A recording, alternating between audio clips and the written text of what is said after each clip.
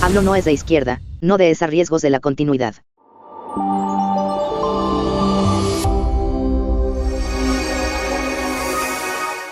Definir la verdadera afiliación política de Andrés Manuel López Obrador es tan complicado como definir a la izquierda. Coinciden sí, en la aspiración fundamental por una sociedad que deje atrás la injusticia social y la pobreza y en su crítica a los privilegios y excesos del capitalismo. Sin embargo, el pensamiento político y social de López Obrador no es el mismo que el de las corrientes de las izquierdas urbanas, sean las de la militancia histórica o las de inspiración socialdemócrata moderna. Lo anterior viene a cuento por lo que acaba de suceder en la Ciudad de México. Lo que vimos fue una reacción contra la candidatura de Omar García Harfuch de parte de cuadros y militantes que reivindican las banderas ideológicas del movimiento y repudiaron la externalidad del origen político y profesional del exjefe de la policía.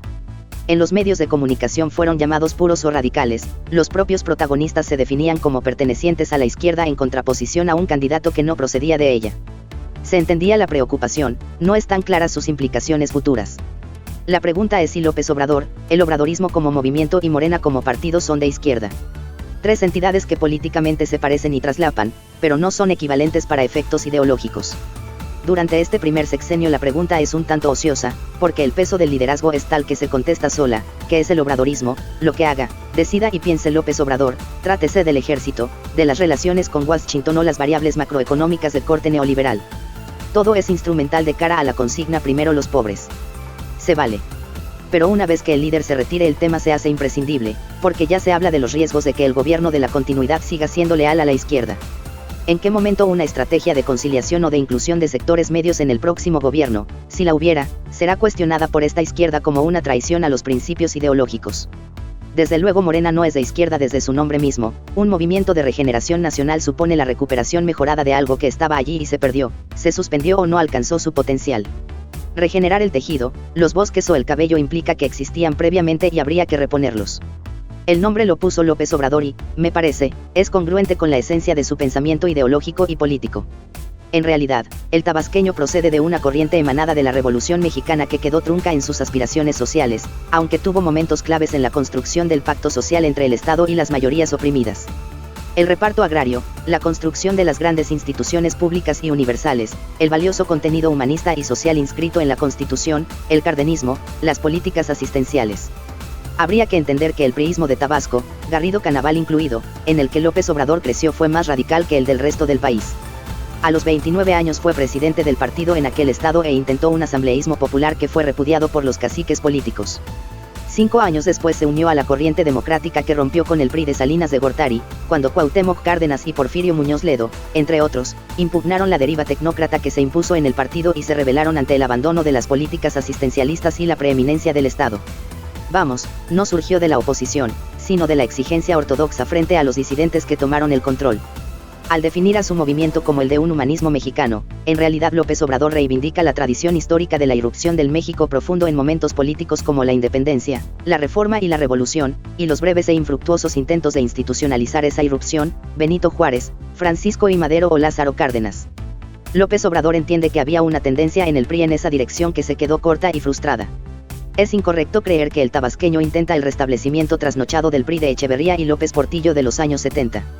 Para él ese sería el PRI burocratizado. Buscaría, más bien, explorar en versión actualizada el potencial que aquel PRI esbozó en sus mejores momentos. Todo eso, además, aderezado con una buena pizca ética de cristianismo primigenio.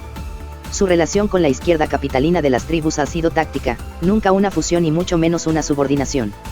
Nunca les dio un protagonismo real. Cuando dejó el gobierno de la Ciudad de México en 2006, la joya de la corona, se la entregó a Marcelo Ebrard de filiación centrista. Los últimos presidentes de Morena, la empresaria Yair Kolpolevsky y el itamita Mario Delgado no proceden de la izquierda, los coordinadores del poder legislativo de la 4T fueron espriistas, Ricardo Monreal o los primos Mier de Puebla, el gabinete mismo fue formado por todas las corrientes pero con escasa representación de las tribus. A la izquierda le ha permitido sumarse, nunca dirigir. Lo mismo podría decirse de la izquierda moderna de corte socialdemócrata, concentrada en la agenda de las nuevas banderas vinculadas a los derechos humanos, el feminismo, temas de género, ecología, discapacidad, etc. Son compañeros de ruta en tanto lo apoyen, pero tampoco protagonistas. Mientras la miseria siga siendo masiva, en la práctica y sin decirlo, López Obrador considera a tales reivindicaciones una distracción, una exquisitez pequeño burguesa que ignora el problema fundamental. Son los buena ondita. Irónicamente, una idea muy actual, por otro lado. Susan Neiman, una influyente filósofa de la izquierda, ha sacudido a estos ambientes con su reciente libro, Left is Not Woke. Una crítica acerba de estas nuevas agendas socialdemócratas que, en su opinión, han tribalizado, oscurecido y postergado la verdadera esencia de la izquierda, la lucha contra la injusticia universal y en favor del oprimido definido por las necesidades más básicas del ser humano. Sin López Obrador en la conducción, el obradorismo se convierte en un enigma para lo que sigue. Basta ver la composición de los 23 gobernadores y los 9 candidatos que aspiran a serlo. Existe un corpus de banderas explícitas y políticas públicas desde luego, pero habrá muchos aspirantes a presentarse como los guardianes de la fe, los verdaderos intérpretes de un canon que, en realidad, no existe más que en la mente de muchos de ellos. Sobre todo si consideramos la laxitud de la noción de izquierda en la que se autodefinen por igual desde Xóchitl Gálvez hasta Marx Arriaga o John Ackerman. Claudia Sheinbaum no perteneció a ese PRI, del que proceden muchos de los cuadros, pero, contra lo que se piensa, tampoco fue de las tribus tradicionales de la izquierda militante que hoy esperan un ascenso. A mí me parece una funcionaria de la administración pública, capaz, honesta y dedicada, de tendencia progresista y moderna, leal al fundador de Morena, cualquier cosa que eso signifique.